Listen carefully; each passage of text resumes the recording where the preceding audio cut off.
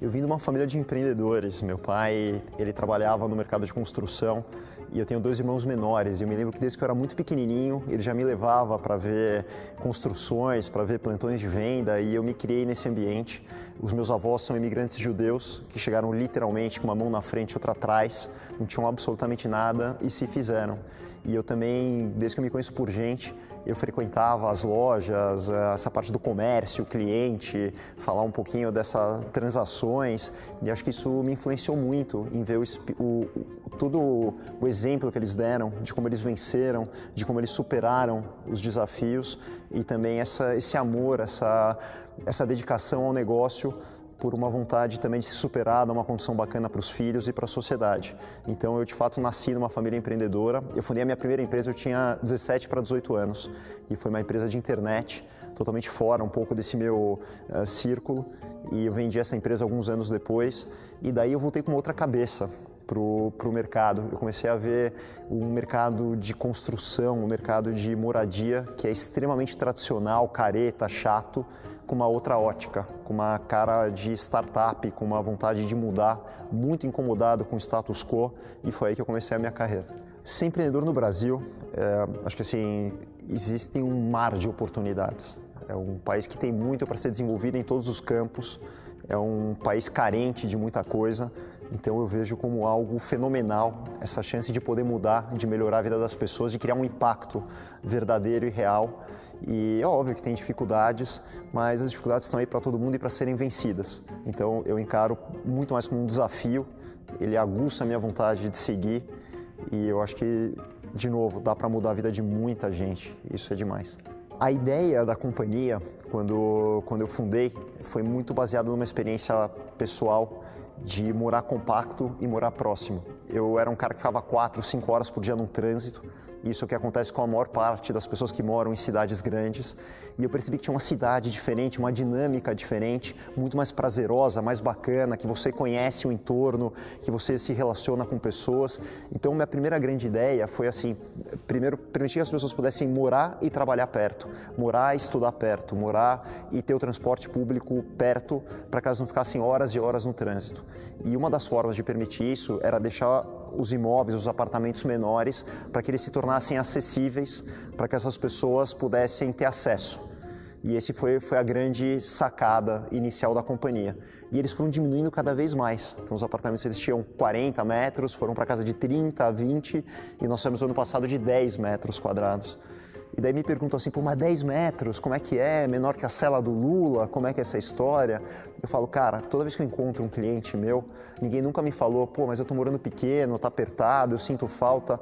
Sabe o que eu ouço? Eu ouço as pessoas me falarem assim, você mudou minha vida, eu não fico mais no trânsito, agora eu tenho tempo para praticar um exercício, eu tô conseguindo fazer uma pós-graduação, eu tô gastando menos tempo com os afazeres domésticos, eu não gasto mais aquela grana enorme em IPTU e condomínio, e eu tô vivendo super bem. Então, o espaço é relativo. E nós criamos várias tecnologias para suprir esse espaço menor. Então, desde a tecnologia de imobiliário, da tecnologia de espaço, e principalmente eu uso muito a economia compartilhada. Então eu acredito que as áreas comuns, os prédios, na verdade eles são uma continuação da casa da pessoa. Então, para que eu vou ter a minha sala de jantar própria se eu posso convidar as pessoas para irem na sala de jantar no térreo? Eu tenho um coworking, então eu posso descer e trabalhar. Eu tenho uma academia no estado da arte, então eu vou me exercitar. Então, eu moro, na verdade, em 10 metros quadrados, mas eu usufruo de 1.000, 2.000, 3.000 metros. E mais legal do que isso, eu me relaciono com pessoas. Então, eu vou na cozinha compartilhada, o meu amigo está cozinhando e eu vou lá e eu tenho um super relacionamento. Eu faço uma festa para os meus amigos, tem o meu vizinho também fazendo uma festa, a gente junta e cria um ambiente social super bacana, algo que falta muito hoje na vida das pessoas. Então, na verdade, é um estilo de vida completamente diferente, é muito mais do que um apartamento compacto. A ideia é criar uma filosofia nova e reinventar a forma como as pessoas vivem hoje nas cidades. Então, quando eu fundei a empresa, eu peguei um baita de um limão, que assim, o mercado estava super difícil, tinha acontecido uma crise gigantesca mundial que começou nos Estados Unidos, e eu falei, eu vou começar a minha empresa. Estava extremamente incomodado em quieto, querendo mudar tudo. As empresas tinham feito IPOs, então estava todo mundo super capitalizado. Falou, pô, o que esse moleque aqui vai querer agora começar e tudo mais. Então, daquela visão que eu tinha de que as pessoas poderiam se livrar do trânsito, viver de uma forma mais bacana na cidade, eu falei, eu vou inventar um conceito de apartamento compacto e perto de onde as pessoas precisam estar. Então, o meu grande limão era como superar e como fazer. Existia um estigma que o apartamento pequeno, ou ele era... Não existia o estúdio, que foi o conceito que a gente criou, né? Que é algo descolado, bacana. Então, existiam as kitnets, que eram super mal vistas, e existia um conceito de flats também, que estava super desgastado.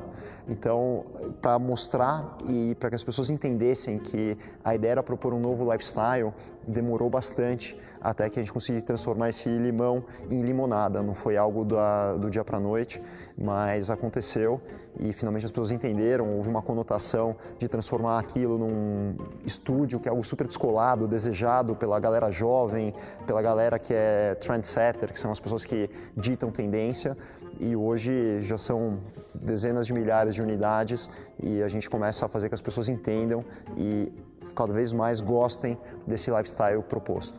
Tem 3 livros que eu adoro, de muitos que eu leio. Na verdade, eu sou um cara mais de ver vídeos, eu sou alucinado por ver vídeos mais do que ler. Mas tem 3 livros que me marcaram demais. Um que se chama Bilionários, que é incrível, são várias lições das pessoas que realmente mudaram, escalaram e fizeram grande diferença no mundo. Então ele tem várias lições que são incríveis. Um outro livro que me marcou muito, que é a biografia do Jobs, que é um cara que eu admiro demais, assim, em todos os aspectos. Óbvio que tem também características dele, da vida pessoal e tudo, mas um cara que mudou o mundo, que desafiou o status quo, me inspira demais a biografia dele. Um outro que eu li também que me ajuda muito na forma de pensar, que se chama Os Segredos da Mente Milionária, que também é algo que me faz muito bem e eu já li e reli várias vezes. Então, acho que são 3 livros que com certeza fariam parte da minha biblioteca em qualquer lugar. Eu tenho várias frases que eu repito como um mantra para minha equipe, para os meus filhos. Tem uma que eu carrego sempre comigo, que é nunca, nunca, nunca, nunca concorde com o status quo. Então, eu vejo as pessoas concordando e aceitando algo simplesmente porque ele está lá e não questionam, não se incomodam, não tentam mudar. Então, isso é uma coisa que eu incentivo sempre a desafiar, sempre a tentar mudar e criar algo melhor. Jamais pensei em abandonar o Brasil, nunca se passou pela minha cabeça. Acho que com tudo que nós podemos elencar de problemas, é uma terra que eu amo, eu sou apaixonado por São Paulo.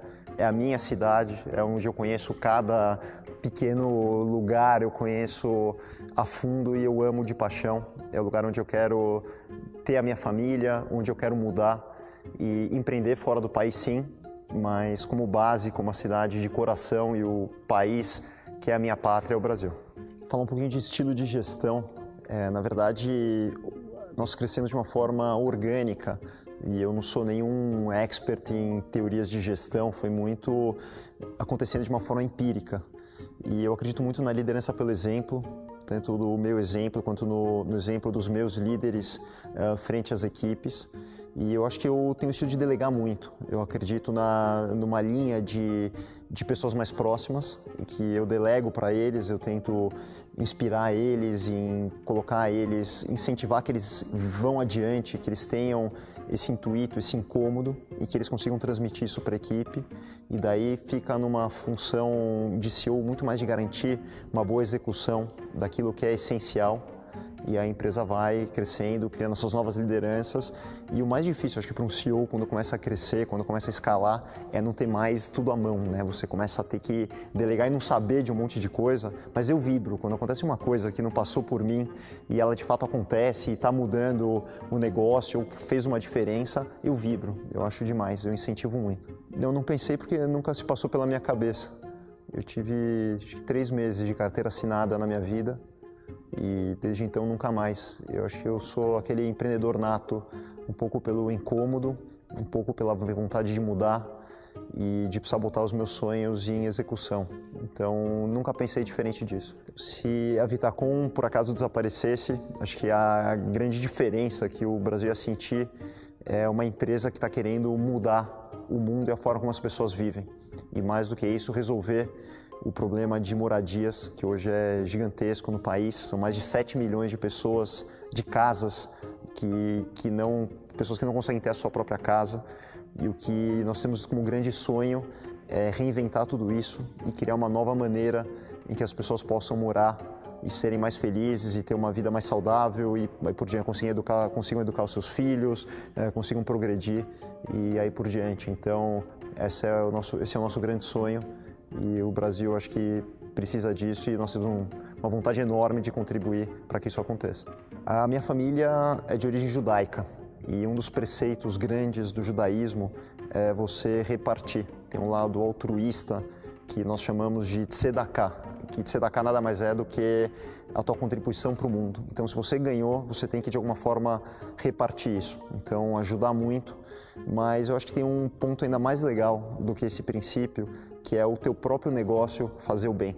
Então, quando a gente está provendo moradia, quando a gente está mudando a vida de pessoas, tirando elas do trânsito, permitindo que elas tenham a sua própria casa, que elas morem, acho que isso é a essência, isso é um privilégio enorme. Eu vejo muitas empresas que poluem o oceano e fazem uma doação para a causa dos golfinhos. Eu não acredito nisso, eu acho que o fundamento, o fazer o bem, tem que ser a própria empresa criando isso. E eu me considero uma pessoa privilegiada de ter o meu sonho de poder praticar esse bem, gerar uma mudança positiva na sociedade, nas pessoas que hoje estão com a gente. Acho que isso é a maior satisfação que um empresário pode ter, que um empreendedor pode ter na sua vida.